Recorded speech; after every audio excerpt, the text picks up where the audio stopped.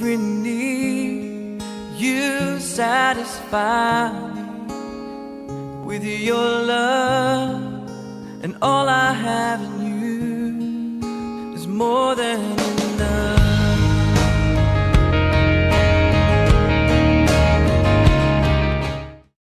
샬롬. 여러분 샬롬이란 뜻을 아시나요? 샬롬? 네. 평강, 평안의 의미를 담고 있습니다. 예수님은 평강의 왕이시죠. 우리가 예수 그리스도를 영접하고 살아가면서 우리의 마음 가운데 늘 자리 잡고 있는 마음이 있습니다. 바로 평강의 마음입니다. 평강의 마음. 이 시간 혹시 여러분 마음 가운데 이 평강이 없고 두렵고 또 걱정되고 무거운 마음들이 있다면 이 시간 평강의 왕이신 예수님께서 여러분 마음 가운데 찾아가셔서 온전히 평안을 누릴 수 있기를 소망합니다. 우리 채원 자매가 오늘 간증을 나눠주셨잖아요, 그죠? 그래요. 우리가 주님께 가고 싶지만 가지 못할 때가 있습니다. 하지만 그때에 예수님께서 우리에게 찾아오십니다. 내가 갈 수 없을 때에는 예수님이 찾아오세요. 찾아오셔서 우리의 마음의 문을 두드려 주시고 또 우리에게 평강을 전해 주십니다. 그렇기 때문에 우리가 두려워하지 않을 수 있는 것이죠. 갈 수 없다면 찾아오시는 주님이 계시기 때문에 오늘 이 시간도 말씀으로 여러분들에게 찾아가셔서 도전이 되어주고 은혜가 되어질 수 있기를 기대합니다. 그림 한 장 띄워주실까요? 문제가 있습니다. 2803은 3, 7265는 1, 3680은 4, 1679는 2, 1457은 0, 2900은 물음표, 8888은 물음표 곱하면 뭐? 한번 풀어보시겠어요? 혹시 아시는 분, 이 문제의 답을? 이런 문제들이 혹시 알고 계시나요? 네, 대답하시면 말아주세요. 네, 이 문제가 여러분 혹시 어디서 좀 많이 본 문제입니까? 이런 문제들을 어디서 여러분 요즘 경험할 수 있으세요? 이거 경험을 안 해보셨구나. 네. 이거 여러분 방탈출 게임 혹시 아세요? 방탈출 게임?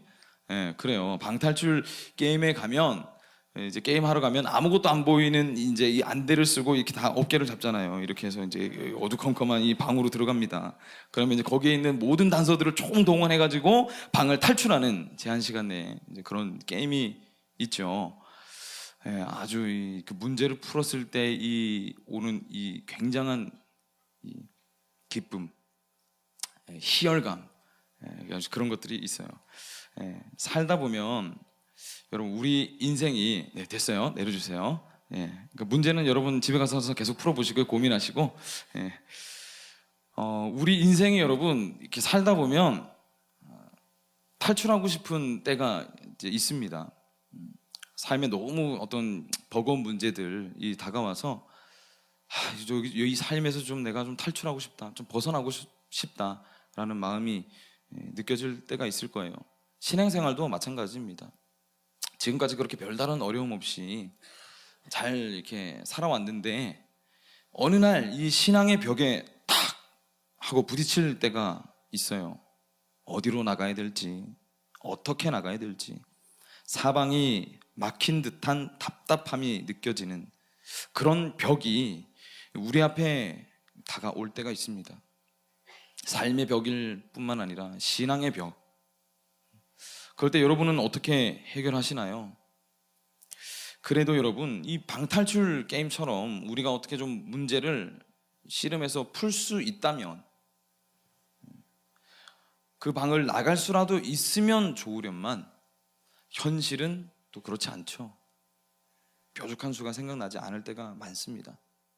오늘 말씀해 보니까 이렇듯 방탈출 어떤 그런 게임같이 영원히 풀지 못할 것 같은 문제 앞에서 시간은 닥쳐오는데 마음은 조급해지는데 문제를 결국 풀지 못하여 절망하고 슬퍼하며 터벅터벅 그렇게 길을 걸어가는 탈출구가 없는 그 길을 걸어가는 두 제자가 보입니다. 13절 말씀에 보니까 그날에 그들 중 둘이 예루살렘에서 25리 되는 엠마오라 하는 마을로 가면서 그날에 이 예수님께서 돌아가신 뒤 사흘째쯤 되던 어느 날 제자들 중에 두 사람이 엠마오라고 하는 마을로 가는 길이었습니다. 예루살렘에서 엠마오까지의 거리는 약 한 11.2km 정도 떨어져 있죠. 한 사람이 이제 건장한 남자가 빠른 걸음으로 이 11km를 걸어가면 보통 1시간에 4km 정도를 걸을 수 있다고 하니까요. 약 한 3시간 정도 걸릴 겁니다. 그런데 이 두 제자들은 지금 굉장한 절망 가운데 빠져 있습니다. 뭐 때문에 절망에 빠져 있나요?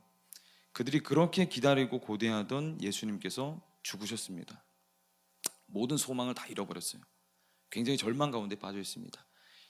걸어가기는 하나 이 다리가 내 다리인지 걸어가고 있는지 없는지 잘 모를 정도로 그렇게 터벅터벅 걸어갔을 거예요. 그렇다면 제 추리에 의하면 약 한 대여섯 시간 정도 걸리지 않았을까, 그 길이 추측할 수 있겠습니다. 엠마오라는 마을에 왜 갔는지에 대해서 성경은 기록하지 않아요. 다만 성경학자들이 추측하기를 아마 이제 모든 소망을 다 잃어버려서 고향으로 돌아가고 있는 길이었을 것이다 라고 추측을 합니다. 뭐 특별한 이유가 있었던 것은 아닌데요.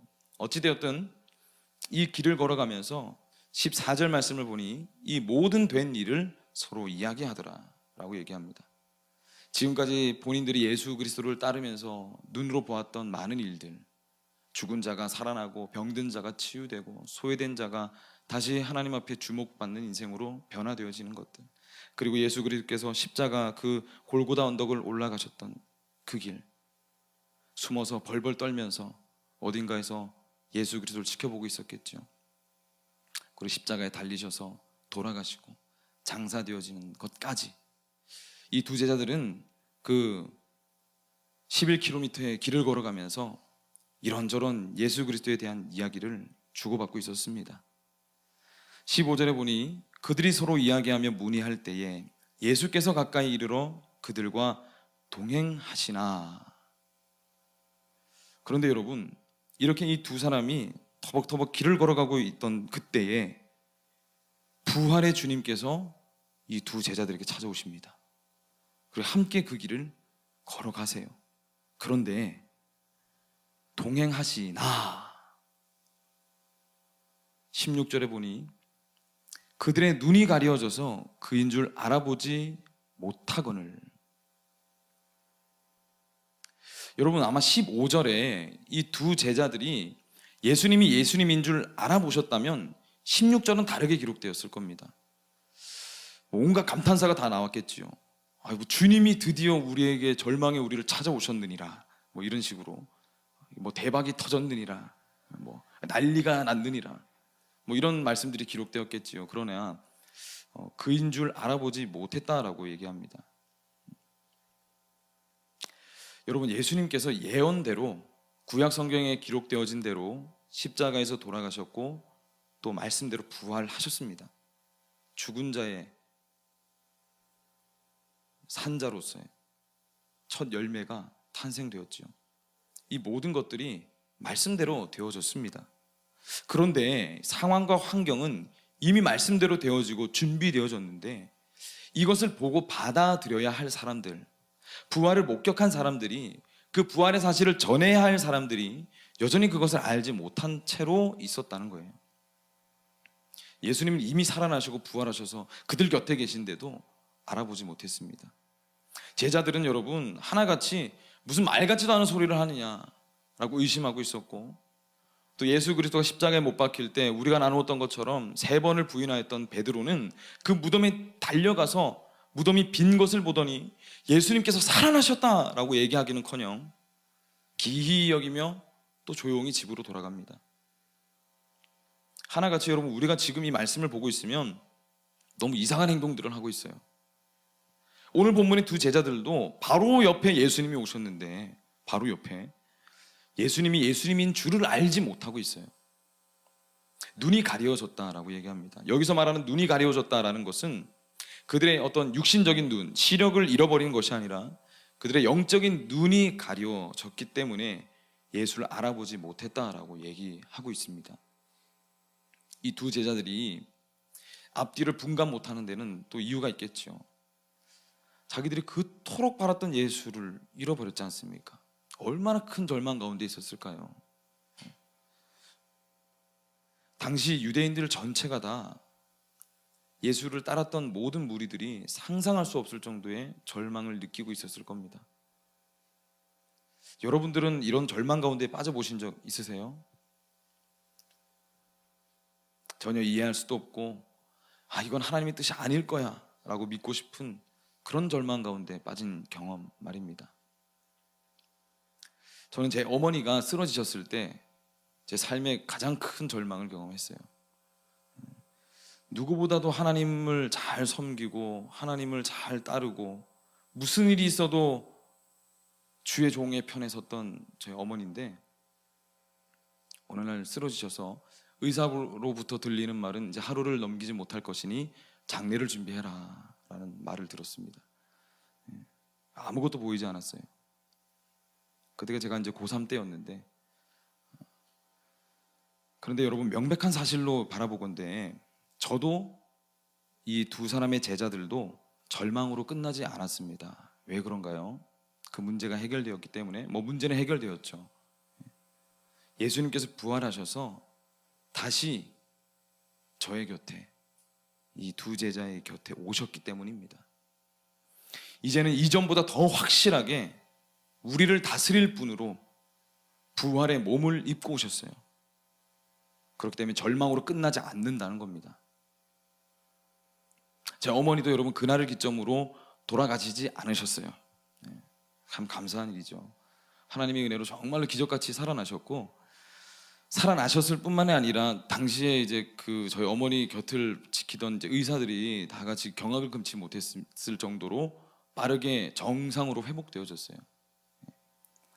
이 의사들의 입에서 이건 기적이다라고밖에 설명할 수 없다라고 얘기를 하더라고요. 그리고 그때 진짜 기적이 따로 하나 더 있었습니다. 정말 기적, 하나님이 예비하셨던 기적이 있었는데요.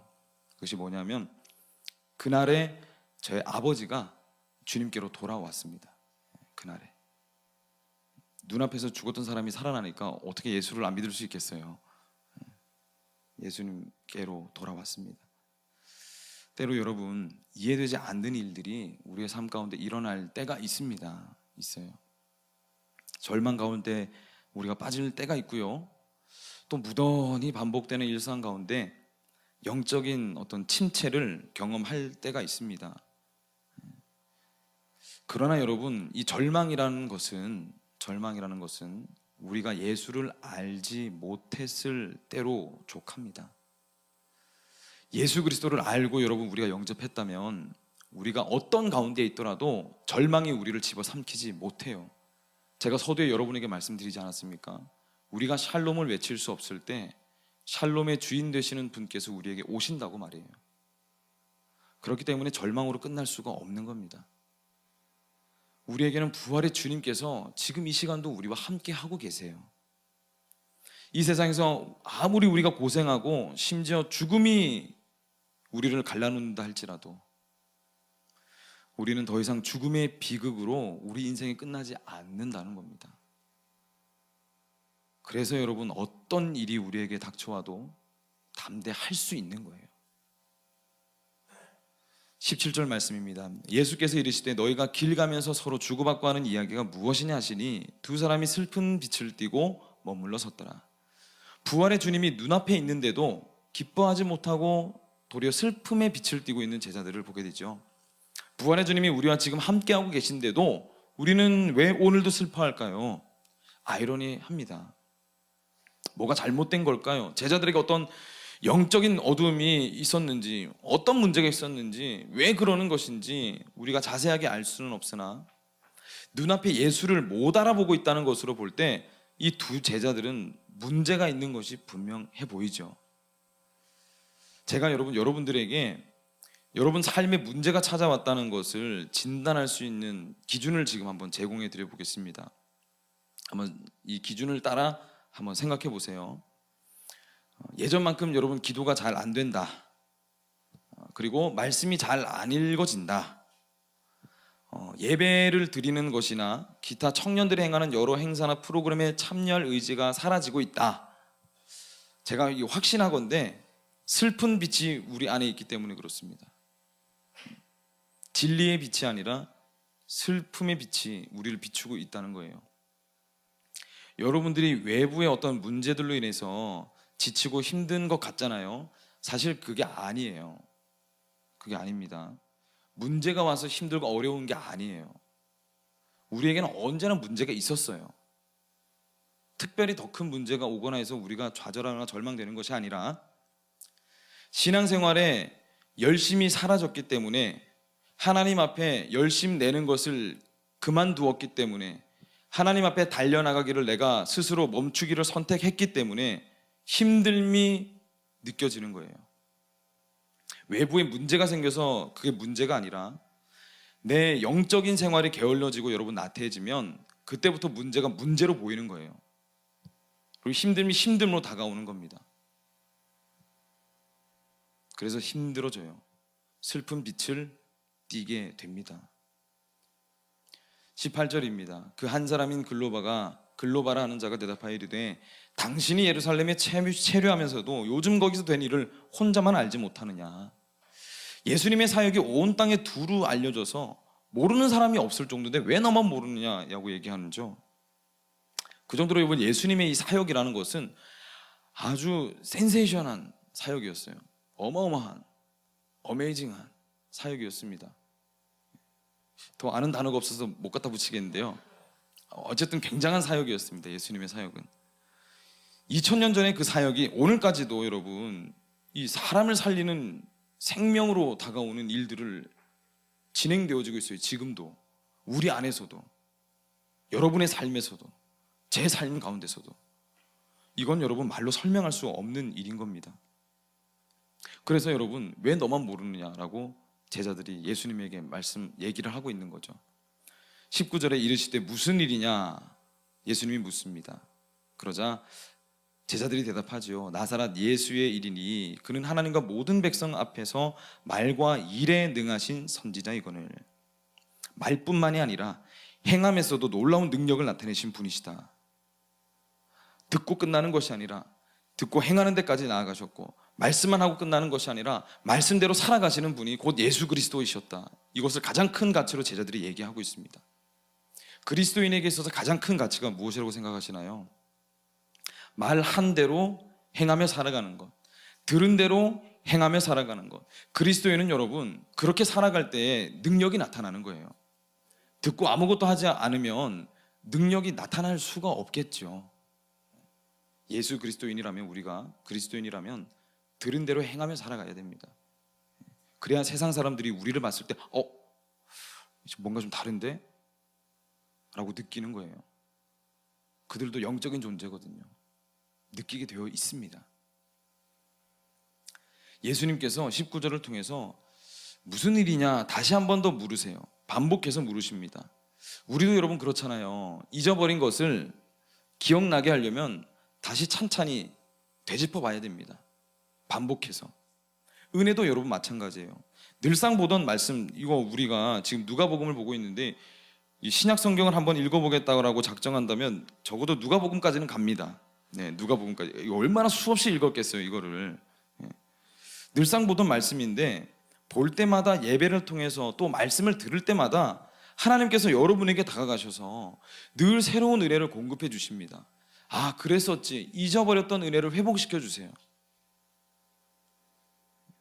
반복해서 듣고 나눌 때 이 일이 일어나는 겁니다. 그래서 여러분들 예배 자리에 잘 오신 거예요.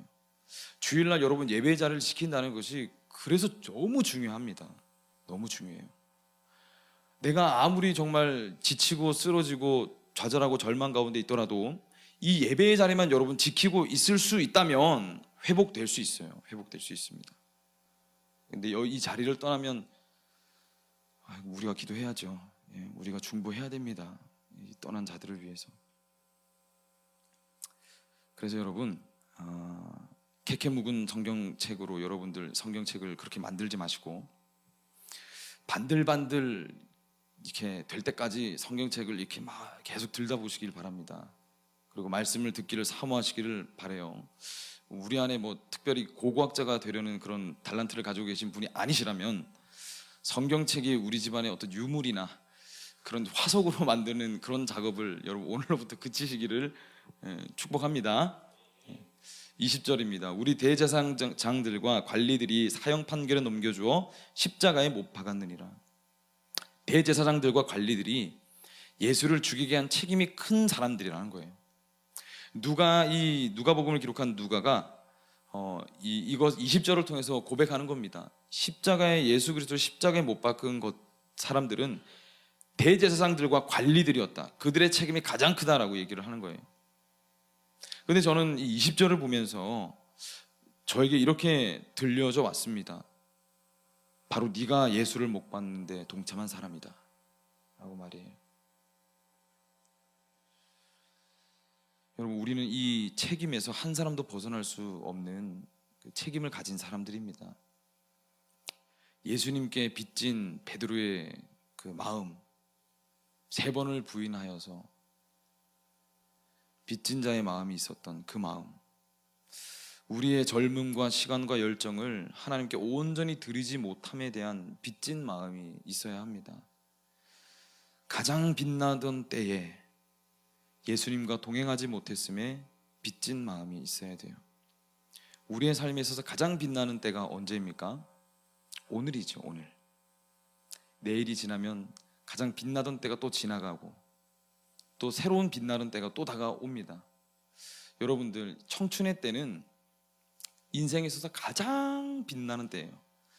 제가 청춘이 끝나서 너무 아쉽고 억울한데 조금 더 청춘이 있었으면 좋겠는데, 우리 앞에 계시는 우리 장로님도 그런 생각이실 거라고 제가 생각을 하는데요. 청춘이 인생에서 가장 빛나는 때입니다. 정말로 빛나는 때, 뭘 해도 다 할 수 있는 때. 이때 우리가 예수님과 동행한다면 정말 놀라운 일들이 일어납니다. 정말. 저 여러분 늦지 않았어요. 아직 청춘입니다. 예수님과 동행하시기를 축복합니다. 21절로 24절입니다. 우리는 이 사람이 이스라엘을 속량할 자라고 바랐노라. 이뿐 아니라 이 일이 일어난 지가 사흘째요. 또한 우리 중에 어떤 여자들이 우리로 놀라게 하였으니 이는 그들이 새벽에 무덤에 갔다가 그의 시체는 보지 못하고 와서 그가 살아나셨다 하는 천사들의 나타남을 보았다 함이라. 또 우리와 함께 한 자 중에 두어 사람이 무덤에 가 과연 여자들이 말한 바와 같음을 보았으나 예수는 보지 못하였느니라. 여러분, 이 두 제자들이 지금 얘기하고 있는 걸 보니까 어때요? 이 두 제자들은 이미 다 알고 있어요. 그들의 입으로 예수님이 죽으셨다가 살아나셨다고 지금 다 얘기하고 있습니다. 입으로는 부활에 대해서 얘기하고 있어요. 그런데 마음으로는 믿지 않고 있는 거예요. 얼마나 답답한 노릇입니까? 입술로는 이미 부활하셨다는 것을 다 얘기하고 있는데 그들의 마음까지 이 말이 오고 있지 않는 거예요. 여러분, 이 두 제자들이 지금 절망할 이유가 있습니까? 예수님이 살아나셨는데요, 천사들의 고백을 들었다는 것을 본인이 들었어요.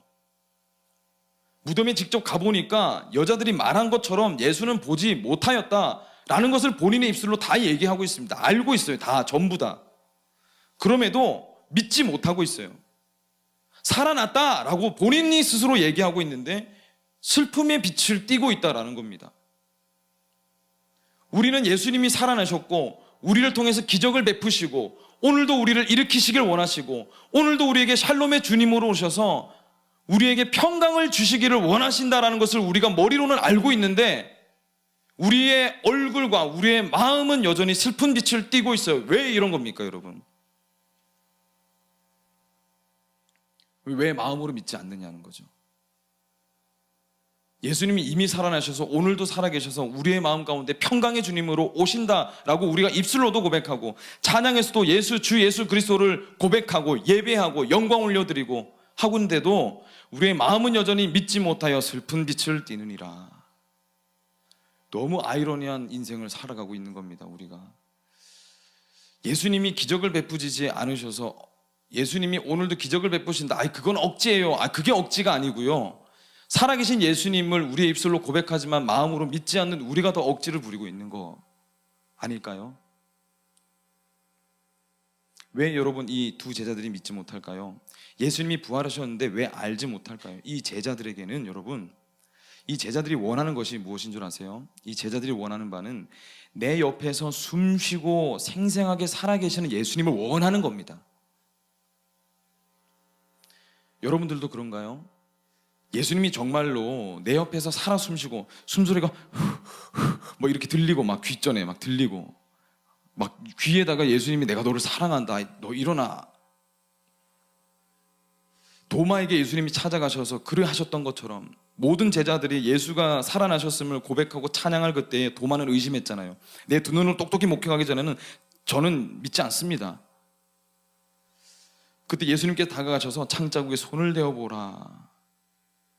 그렇게 하시면 우리가 예수가 믿어질까요?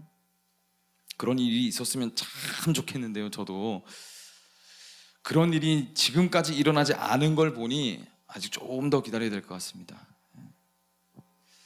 혹시 만약에 주변에 누가 예수님 정말 만났다고, 그 창자국 손 대고 내가 정말 만났다고 하는 혹시 사람이 있으면 절교하세요. 절교. 멀리 떠나야 됩니다. 25절에 이르시되 미련하고 선지자들이 말한 모든 것을 마음에 더디 믿는 자들이여. 예수님께서 이제 책망하십니다. 말씀에 기록되어지고 예고되어졌던 것들, 예수님께서 끊임없이 말씀하셨는데도 깨닫지 못한 이 제자들의 어두워진 마음들, 가리워진 마음을 책망하시는 거죠. 왜요? 정신 차리라고요. 정신 차리라고. 완전히 깜깜해져가지고 아무것도 보지 못하니까 흔들어 깨우는 겁니다. 흔들어 깨우는 거예요. 미련하고 더디 믿는 자들이여 일어나라, 일어나라, 정신 차려 이제. 흔들어 깨우시는 겁니다. 26절로 27절, 그리스도가 이런 고난을 받고 자기의 영광에 들어가야 할 것이 아니냐 하시고 이에 모세와 모든 선지자의 글로 시작하여 모든 성경에 쓴 바 자기에 관한 것을 자세히 설명하시니라. 이제 여러분, 엠마오로 가는 이 절망의 여정이 소망의 여정으로 터닝 포인트가 되어지는 시점에 다다랐습니다. 무엇 때문에 여러분? 예수님께서 모든 성경에 쓴 바 자기에 관한 것을 자세히 설명하시기 시작하십니다. 말씀을 주기 시작하세요. 공급하시기 시작하십니다. 말씀을. 그래서 여러분, 우리가 말씀을 늘 가까이 하고 들어야 돼요. 말씀에 회복이 있는 겁니다. 말씀에. 여러분, 마음이 무겁고 어려우면 더 그래서 예배의 자리에 오셔야 돼요. 그래야 회복이 되는 겁니다. 말씀을 들어야 예수님께서 얘야 일어나, 일어나, 정신 차려, 지금 너 그렇게 있으면 안 돼 라는 말을 들을 수 있다는 거예요. 28절로 31절입니다. 그들이 가는 마을에 가까이 가매 예수는 더 가려 하는 것 같이 하시니 그들이 강권하여 이르되 우리와 함께 유하사이다, 때가 저물어 가고 날이 이미 기울었나이다 하니 이에 그들과 함께 유하로 들어가시니라. 그들과 함께 음식 잡수실 때에 떡을 가지사 축사하시고 떼어 그들에게 주시니 그들의 눈이 밝아져 그인 줄, 예수 그리스도이신 줄 알아보더니 예수는 그들에게 보이지 아니하시는지라. 우리가 이해할 수 있는 수준으로 오늘 이 대목을 해석하자면 예수님께서 이제 SF 영화의 주인공이 되신 겁니다. 우리가 설명할 수 있는 단어로 얘기를 하자면 공간을 이동하신 거죠. 순간 이동하신 겁니다. 순간 이동을. 뭔가 갑자기 이 저자인 누가가 살짝 대낮에 약줄을 걸치고 쓴 대목이 아닌가라고 좀 의심이 들 수도 있을까요? 예수님이 활동하셨던 당시에는 공간 이동, 순간 이동 같은 개념이 없던 시대입니다. 그래서 누가가 이렇게 기록할 수밖에 없었던 거죠. 밝아져 그인 줄 알아보더니 보이지 않더라. 현대 시대에 이르러서는 우리가 영화적 상상력 덕분에 이런 단어들로 우리가 설명을 할 수는 있습니다. 누가가 오늘 이 대목을 기록한 이유가 있어요. 예수님께서 부활하신 뒤로는 이제 더 이상 공간과 시간의 제약을 받는 분이 아니게 되셨다라는 것을 설명하는 겁니다. 예수님은 여러분 이제 부활하심을 통하여서 하나님의 속성을 온전히 가지고 계셨어요. 이제 제한됨이 없다는 겁니다. 육신의 몸을 입고 온 제한됨이 이제 예수님에게는 없는 상태, 그 상태가 되었다는 거죠. 누가 그것을 기록하고 싶었던 겁니다. 이 두 제자들은 여러분 두말할 것도 없이 이 부활의 예수님에 대해서 체험하였어요. 한 명만 봤다면 이게 거짓말일 수 있습니다. 거짓말일 수 있어요. 그런데 2명이 봤어요. 2명. 성경에서 여러분 2명이 사실을 증언하면 그것은 거짓이 아니라 참이 된다라는 겁니다. 그래서 누가가 2 제자를 의도적으로 이렇게 기록을 한 겁니다. 그래서 이것은 예수님이 부활하신 것은 거짓이 아니고 정말로 일어난 일이다라는 거죠. 제자들이 여러분 이제 남은 일은 뭡니까? 너도 보고 나도 봤어요. 어머, 이건 SNS에 올려야 돼. 이게 올려야죠. 제자들의 증거가 이제 시작됩니다. 봤으니까, 그리고 사실이에요. 그럼 해야 되는 거, 내가 제자인데 전해야죠. 32절로 35절입니다. 그들이 서로 말하되 길에서 우리에게 말씀하시고 우리에게 성경을 풀어주실 때에 우리 속에서 마음이 뜨겁지 아니하더냐 하고, 곧 그때로 일어나 예루살렘에 돌아가 보니 11 제자 및 그들과 함께한 자들이 모여 있어 말하기를 주께서 과연 살아나시고 시몬에게 보이셨다 하는지라. 2 사람도 길에서 된 일과 예수께서 떡을 떼심으로 자기들에게 알려지신 것을 말하더라. 이 2 제자는 여러분 정말로 복받은 사람이에요. 복받은 사람. 이들은 이들의 인생에 한 번이 아니라 무려 2번을 살아계신 예수님을 만났습니다. 대단한 사람들이죠. 그리고 여러분 예수 그리스도를 만나게 되었을 때 이들의 눈이 밝아졌어요. 절망할 이유도 없었고 기다릴 이유도 없게 되었습니다. 자신들이 해야 할 사명을 발견하게 되었어요. 훤히 보였습니다. 이제 세상의 기준이 더 이상 그들의 마음을 지배하지 않게 되었어요. 하늘의 법과 기준이 제자들의 마음을 다스리기 시작했습니다. 그래서 이제 뭘 해야 할지가 명확하게 보이기 시작한 것이죠. 그들이 해야 할 명확한 일은 뭡니까? 35절 말씀. 2 사람도 길에서 된 일과 예수께서 떡을 떼심으로 자기들에게 알려지신 것을 말하더라. 부활하신 예수를 전하는 길을 떠나기 시작한 것입니다. 본연의 자리를 찾은 거예요. 절망의 자리에서 탈출했습니다. 풀리지 않을 것만 같은 문제를 풀었어요. 그들의 힘으로 풀었나요? 예수 그리스도께서 찾아오셔서 해결해 주셨습니다. 여러분, 우리가 여러분 언제까지 이 문제 저 문제들 가지고 끙끙 앓고 계실 겁니까? 우리도 여러분 오늘 제자들처럼 예수님께서 직접 오셔서 대면하고 말씀하셔야만 우리 문제가 해결될 것 같아요? 그럼 다시 주님이 오시기 전까지 우리는 생생한 주님 만나보지도 못하고 주님을 생생히 믿지도 못하는 걸까요? 우리의 문제는 이대로 여전히 탈출하지 못하는 방 안에 갇혀서 살아가야 하는 걸까요? 아니요, 여러분. 그렇다면 우리는 여러분, 바로 여러분 옆에 있는 청년을 통해서 예수를 볼 수 있습니다. 여러분 세대를 살아가는 동일한 문제를 안고 살아가고 있지만 믿음이 살아서 생생하게 역사하는 청년들을 한번 보세요. 여러분, 그 안에 계신 예수님을 볼 수 있어요. 우리에게는 여러분 지금도 살아계신 예수를 만난 살아서 숨쉬는 그리스도인들이 있습니다. 여러분 옆에도 있고 여러분 앞에도 있어요. 저는 여러분이 예수 그리스도 안에서 살아 숨쉬는 자들을 보면서 예수 그리스도를 목격하기를 소망합니다.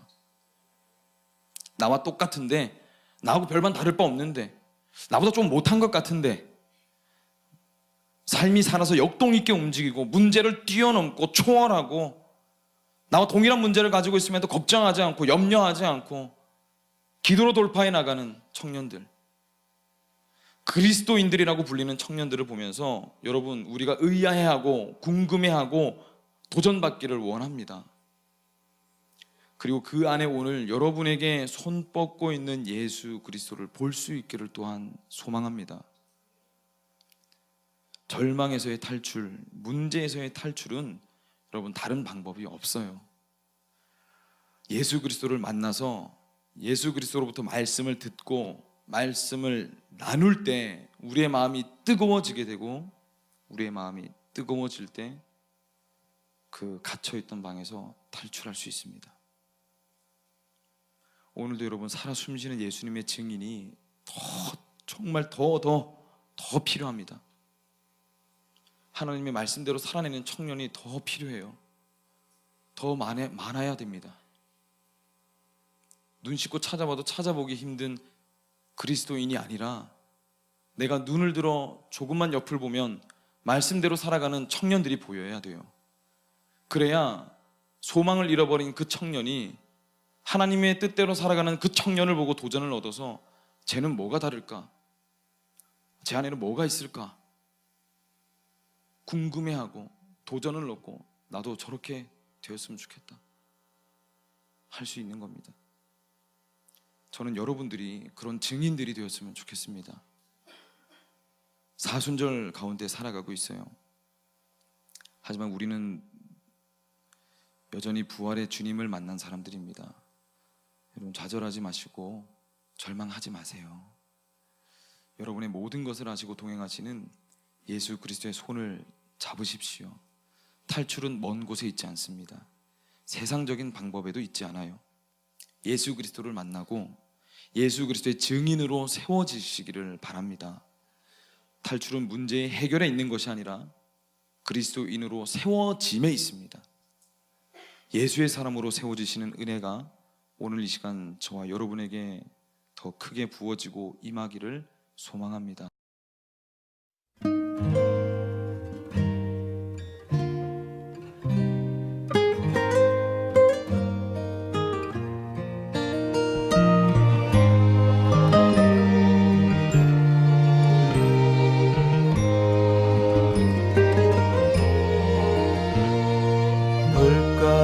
예배당에 들리던 그 목소리 이제는 뵐 수 없는 그 권사님의 찬송소리 노래는 어눌해도 늘 같은 곡이어도 헛헛한 내 안의 텅 빈 마음속 위로였어.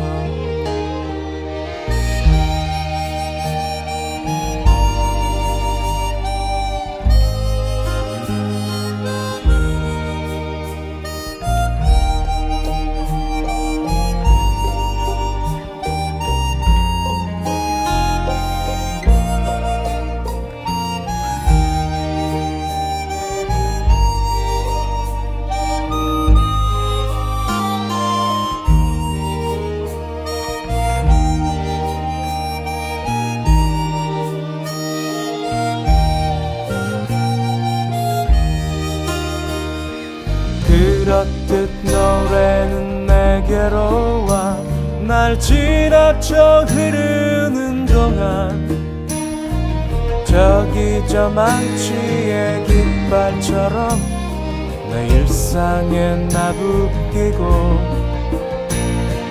그렇듯 찬송은 내게로 와 오히려 나의 삶이 되고 여기 내 곁에 이 기타처럼 날 노래할 수 있게 해. 그 안에 가득 고인 날 향한 주님 사랑 비탈길 갔던 내 모습 여기쯤 오게 했지.